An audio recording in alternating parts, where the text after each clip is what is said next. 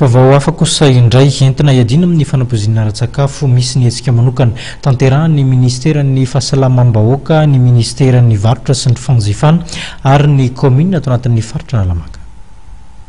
Manoloana ny firongatry ny fanapozonana ara-tsakafo be dia miara-miasa amin'ny ministeran'ny varotra, ministeran'ny fahasalamana miaraka amin'ny commune eto Nalamanga. Misy ny fanentanana amin'ny mpivarotra ny masaka izay tanterahana amina commune samihafa. Tamin'ity androany ity dia teny amin'ny commune Talatamaty no nanovana ny fanentanana. Tombo be moa ireny tamin'ny tatoato ny eto anatin'ireny fotoana ny ketezana ireny satria dia tsy manaka fidiram-bola ilay olona dia saran-draroary manao an'ilay karazana karoty hani-masaka dia manoloana an'izay indrindra satria tao anatin'ny tamin'ny fotoana zao dia nahitana hitrangana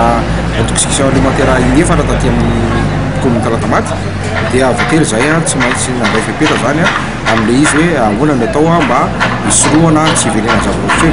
dia io moa zany ny vahoaka dia ilaina entanina izy ilaina ampianarina izy ka zay natao tamin'ny teny ity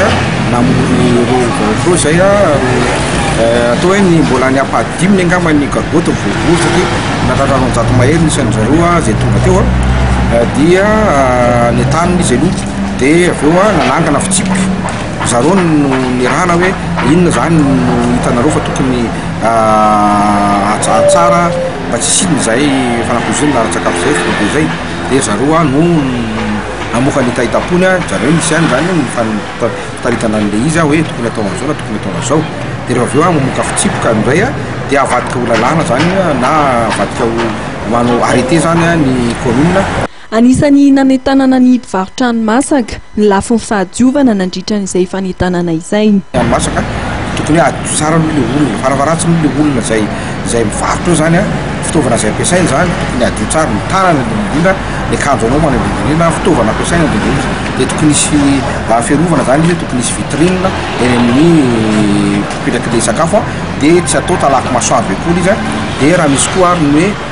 fividanana ingrédients salanao dia tokony jery tsara fa tenina tsara fa saratry izany tsy alaim-pana hoe misy mahita ohatra hoe mahita sakafo mora dia any ambadibadika any filany daty dia reny saratry izany ampiasaina dia reny nefa le mahatonga an'ilay fanapozonana ara-tsakafo dia izay zany ny tana indrindra ary eto zay zany misarika an'ireo